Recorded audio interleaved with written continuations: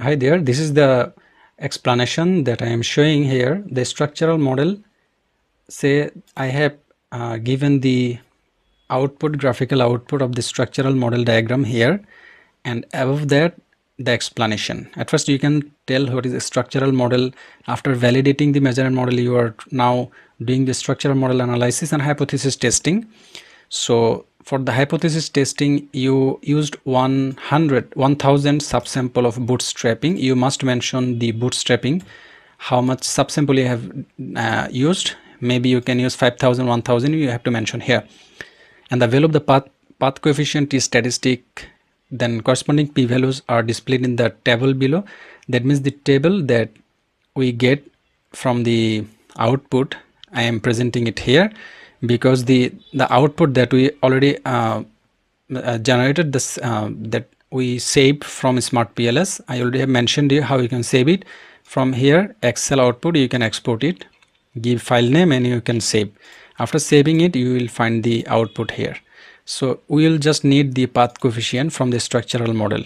So click the path coefficient, and here you will get your desired path coefficient, and we will delete this too, and we'll keep the original sample. This is the path coefficient, this is the t statistic and p-value, and we will also need the confidence interval bias corrected, and from them we will use only this two column. And I have sorted the data here, 95% confidence interval, lower level and upper level, and the result. So you can see that the beta value, that means this is this original sample, t statistic, p-value, 95% confidence and significance. So you can see the p-value is very less than 0.01, and it is significant at 0.01 level, and it is significant at 0.05 level, and there is no zero between the upper level and lower level. There is no zero between the upper level and lower level, thereby this is significant, but here zero fall in the between these two range, and your p-value is higher than 0.05, your t-value is lower than 1.96, thereby the relationship or hypothesis 2 is insignificant. So you can explain it here. So I already have mentioned here the t-value, it should be between this range, and your p-value can be less than 0.05. And here another thing I have mentioned, let me discuss it. In the CBSEM, we generally focus on model fitness criteria, but in Smart PLS you do not need the model fitness criteria. You only need to demonstrate R square, effect size F square, and your predictive relevance, that means Q square predict. But sometimes I can see that maybe some researchers have shown some model fit criteria in PLS-SEM. So from the PLS-SEM you will get some model fit criteria, that means NFI, normed fit index. It is called the normed fit index, which should be greater than 0.90, and SRMR, which should be less than 0.09. And model fit matrix showed in our analysis is SRMR is 0.404, that means which is less than 0.09, but our NFI is 0.89, which is almost close to 90. That means our model fit criteria, only two criteria we get from Smart PLS, SRMR and NFI, they are almost, in acceptable range. But other model fit criteria like chi-square, GFI, CFI, RMSE, these are not taken into account in Smart PLS or PLS-SEM. This is the reference given. So how can you get this?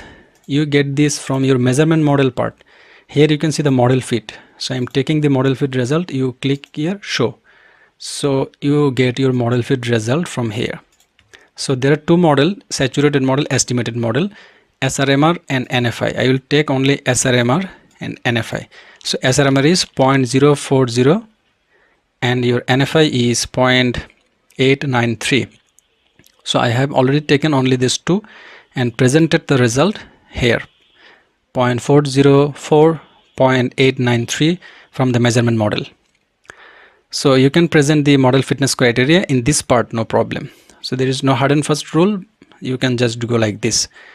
So now this table, I already have explained this table to you, and you can give the written explanation here. The result showed that perceived usefulness you can mention the beta and t value, and perceived ease of use, its beta and t had statistically significant and positive influence on intention to use ChatGPT at p less than 0.01 and 0.05 respectively. That means usefulness is significant at p 0.01 and ease of use is significant at p 0.05.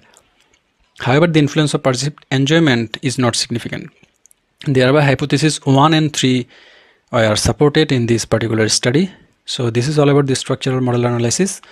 In the later part, we will see some other model fit criteria.